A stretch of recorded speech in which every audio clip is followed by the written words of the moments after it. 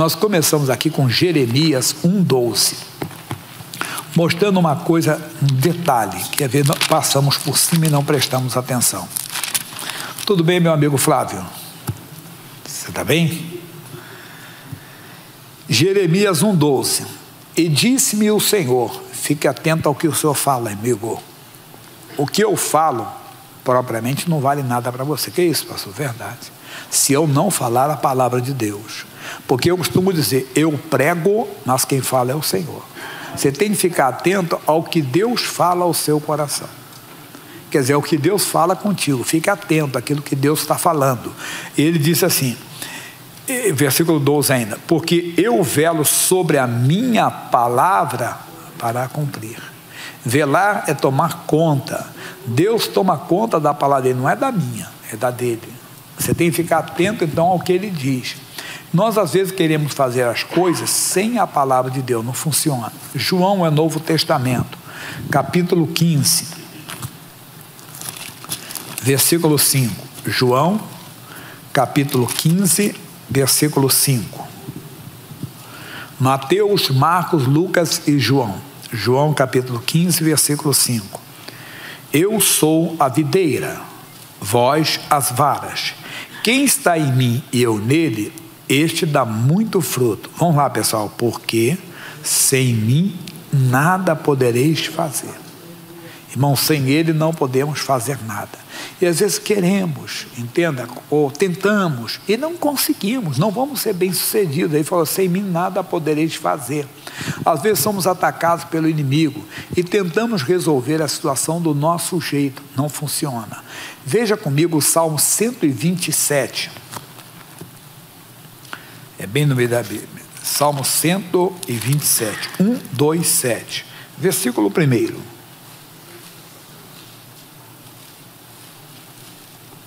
Ele diz assim, se o Senhor não edificar a casa, em vão trabalham os que edificam. Se o Senhor não guardar a cidade, em vão vigia a sentinela. Então está aqui para nós. E talvez nós estamos fazendo isso, mas não estamos conseguindo. Houve um período na história de Israel, Juízes, capítulo 6. Juízes é o 7º livro da Bíblia. O primeiro é Gênesis, depois vem Êxodo, Levítico, Números, Deuteronômio. Josué, Juízes. Período em que Deus levantou homens para dirigirem Israel, governarem Israel como juízes. Teve uma mulher chamada Débora. Então, você vê que no meio daquela sociedade, naquela época que os não apareciam tanto, alguém disse, Deus não dá assim, tanto que uma mulher governou Israel naquela época. Depois veio outras mulheres, recentemente, no século passado, uma mulher foi um destaque, né, que governou Israel também, como primeira-ministra. Mas vamos lá, Juízes 6. Porém, os filhos de Israel fizeram o que parecia mal aos olhos do Senhor. O que eles fizeram que parecia mal? Eles se prostituíram, se drogaram? Não, alguns já conhecem a história, mas não é isso que eu vou falar. Porque às vezes você está fazendo algo que aos seus olhos não parece mal, mas aos olhos do Senhor é. Entenda bem, aos teus olhos não é nada de errado, mas aos olhos do Senhor. A Bíblia conta de um homem chamado Roboão. Esse homem chamado Roboão, ele foi neto de Davi, filho de Salomão. E a Bíblia fala no segundo, não precisa ler não, que é só um comentário. Segundo livro de Crônicas, capítulo 12, versículo 14. Diz assim, porquanto fez o que era mal aos olhos do Senhor, porque não preparou o seu coração para buscar o Senhor. Olha que coisa, qual foi o pecado? Ele não preparou o coração, somos nós. Que preparamos o coração para tanta coisa, nos preparamos para a vida, né? Ensinamos nossos filhos, temos que colocar na escola e tem que colocar à mesa, mas às vezes não ensinamos a criança a buscar o Senhor. Não ensinamos ela a abençoar, a agradecer pelo alimento. Não ensinamos ela a amar o próximo. Às vezes ver a necessidade do próximo, não ensinamos.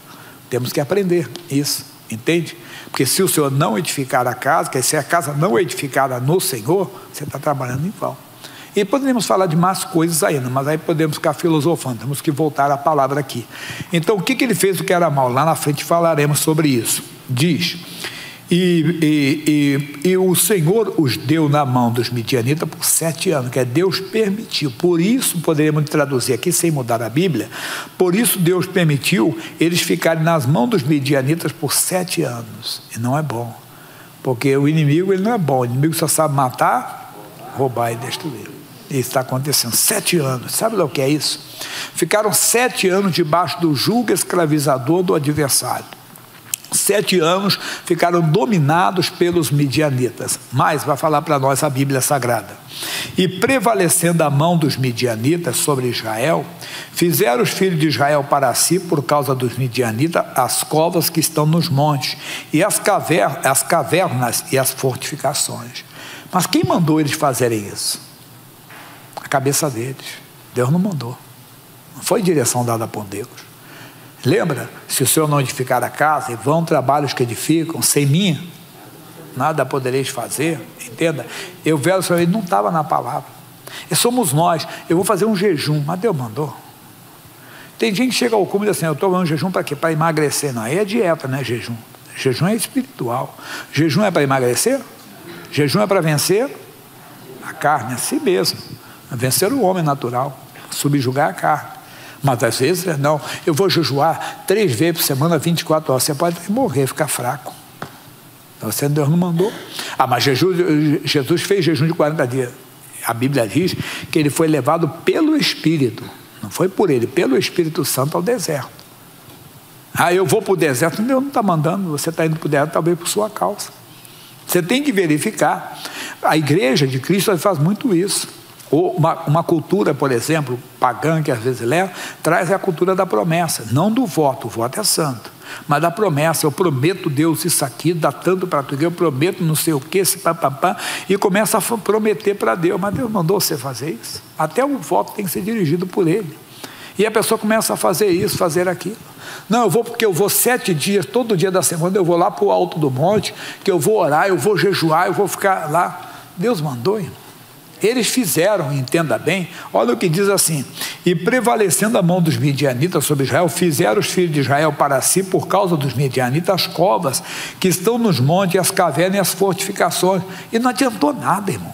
7 anos, entenda bem, fazendo isso e não funcionava. Como nós também estamos fazendo muita coisa que não está funcionando. Então, talvez temos que parar. Não, porque eu oro 3 horas todo dia. O que está resolvendo? Você está fazendo coisa se o Senhor não edificar, irmão, a casa. Tem que saber, foi o Senhor que edificou. Deus tem compromisso com a palavra dele. Eu velo sobre a minha palavra para a cumprir. E a pessoa está fazendo algo que não é da palavra de Deus. Não é pouco, não. Na igreja, que se você pegar a fita, né? Quando a gente fala a fita assim, você vê na internet, está lá, entenda mesmo, você consegue ver o culto das 6 horas. Eu dei essas explicações. Ampliei até mais ainda. Amigo, é muito sério o que eu estou falando. Tem gente se matando em jejum. Tem gente ficando pobre de voto que Deus não mandou ele fazer. Tem gente, entenda, fazendo loucuras e loucuras que Deus não mandou fazer. Tem gente que acha que é mais espiritual do que os outros, irmão. O dom de Deus não é para você fazer um espetáculo, o dom de Deus é para a sua edificação. Você tem que verificar exatamente o que Deus está falando ao seu coração. Vamos ver um pouquinho mais ainda. Porque sucedia que, semeando Israel, subiam os midianitas e os amalequitas, e também os do Oriente contra eles subiam, e punham-se contra eles em campo, e destruíam a novidade da terra, até chegarem a Gaza, e não deixavam mantimento em Israel, nem ovelhas, nem bois, nem jumentos. Que miséria, irmão. Não tinha. O que era, tudo tinha que ser escondido, e mesmo assim era saqueado. Eles faziam isso. Mas o que adiantou as fortificações? Quer dizer, o que está adiantando o jejum? O que está adiantando o sacrifício que você está fazendo? O que está adiantando, entenda bem, aquela penitência que você marcou para você mesmo? Tem que verificar. Então, muita gente está se perdendo e se perdendo muito. Diz assim, E mais ainda, porque subiam com seus gados e tendas, vinham como gafanhotos em tanta multidão que não se podiam contar, nem a eles, nem aos seus camelos, e entravam na terra para destruir. Já viu alguém conversa assim? Pastor Jé, o que você tem? Eu tenho dor de cabeça, eu tenho dor no braço, eu tenho dor na perna, eu tenho dor aqui, eu tenho uma fisgada aqui, eu tenho um caroço aqui. Não dá nem para relacionar tanta coisa que é, irmão. Aqui que não podia se contar. Era tanta coisa do inimigo, e tem gente que está assim, não dá para contar. Se você fizer uma lista, é uma lista e falta coisa. Não, mas eu sinto dormência na mão, eu sinto dor de cabeça, eu sinto dor aqui. Não, é que eu estou desempregado, que meu filho está não sei o quê. A lista da pessoa está grande, irmão.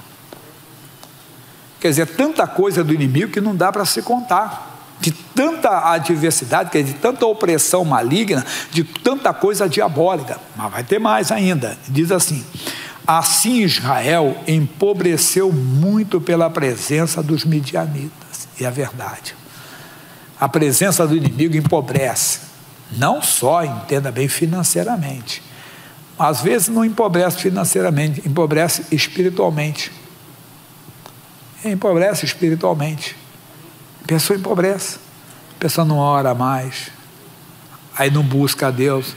Aí também não é radical, nunca faz uma consagração. Está empobrecido, não lê a Bíblia, está empobrecido.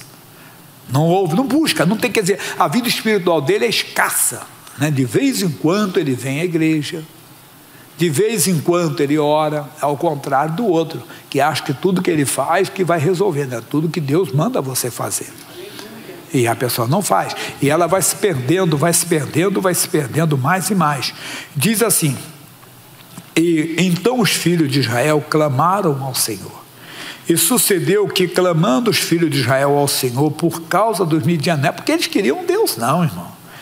Irmão, tem muito que só clama ao Senhor quando tem os midianitas. Se não tem midianita na vida dele, não clama. Está certo, no começo, eu, por exemplo, eu vim para a igreja para ser salvo, eu não vim para a igreja para conhecer o Espírito Santo, eu não vim para a igreja para ser batizado com o Espírito Santo, não. Eu vim para a igreja para ser curado de uma depressão que eu tinha, loucura mesmo, que acelerava meu coração, subia a pressão, entenda bem, eu estava morrendo, o pé ficava gelado, não sei se aconteceu isso contigo, entenda, a mão fica gelada, a saliva não desce aqui e você fica, entenda bem, toda hora olhando se está vivo ainda, medo de morte, pânico. Eu vim por causa disso, para ser liberto. Mas aí eu aprendi que Deus tinha mais para mim, e eu quis mais, que tinha mais também para a minha família, porque se eu cresce no Senhor Jesus, eu seria salvo e a minha casa também seria salva. A Bíblia diz: crê no Senhor Jesus Cristo, serás salvo tu e a tua casa.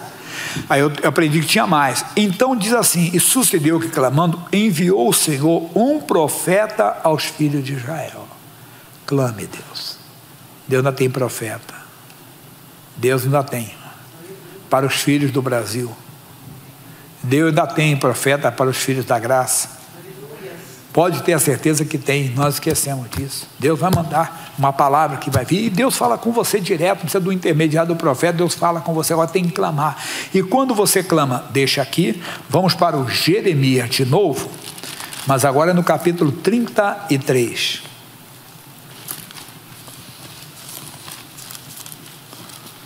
Jeremias 33, versículo 3. Ele diz: clama a mim e responder-te-ei, anunciar-te-ei, vamos lá, coisas grandes e firmes que não sabes. Quando nós pensamos nesse versículo aqui, nós pensamos o quê? Grandes coisas, prosperidade, por exemplo. E pode ser também, mas é algo que você não sabe, mas está atrapalhando você, é coisa grande, que para você é coisa pequena, não é. Lembra que eles fizeram o que parecia mal aos olhos do Senhor. Eles fizeram o que parecia mal aos olhos do Senhor. Ficaram na mão dos midianitas 7 anos. Tem gente que está assim, está na mão do opressor há muito tempo.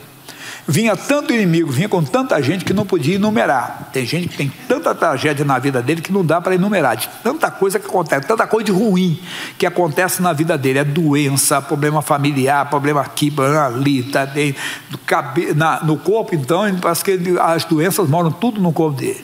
Já ouvi, cansei de falar, não tem lugar que não doa no meu corpo. Tem doença que causa isso mesmo. né, que causa essas dores. E a pessoa fica assim, desse jeito. Eles clamaram a Deus. E Deus mostrou algo que eles não sabiam, que também nós não sabemos, que aquilo nos atrapalha. Que aquilo, entenda bem, está acabando com a nossa comunhão com Deus. Nós vamos ver isso. Clama a mim, responder-te-ei, anunciar-te coisas grandes e firmes que não sabes. Tem coisas que você não sabe, mas que está atrapalhando você. Às vezes a sua religiosidade atrapalha. Às vezes, entenda bem, a sua, vamos dizer assim, prepotência espiritual, você se acha melhor do que os outros. Às vezes, entenda bem, a mágoa, o ódio, bem, Deus é que tem que falar. Deus é que tem que falar. Diz aí o Salmo 107, aqui muitos já ouviram comigo, Salmo 107, versículos 19 e 20. 107, versículos 19 e 20. Então clamaram ao Senhor na sua angústia, e Ele os livrou das suas necessidades. Enviou a sua palavra e os sarou, e os livrou da sua destruição. Irmão, é para mim e para você. Nós estamos clamando a Deus e estamos esperando a coisa grande e firme que não sabe. E a coisa grande da vida é uma palavra que Deus vai trazer. Com aquela palavra você tem a cura para o seu corpo, com aquela palavra você tem a prosperidade para a sua vida, com aquela palavra você tem a salvação da família. Lembra de uma mulher, Cirofenícia, tinha uma filha miseravelmente endemoniada. Ela ia atrás de Jesus clamando, e disse: Senhor, ela está perturbando aí, manda essa mulher embora. Jesus: eu não vim senão as ovelhas perdidas da casa de Israel. E a mulher vai e diz assim: Senhor, os cachorrinhos, que Jesus disse: não é pão, não ajude a tirar o pão dos filhos e lançá-lo aos cachorrinhos.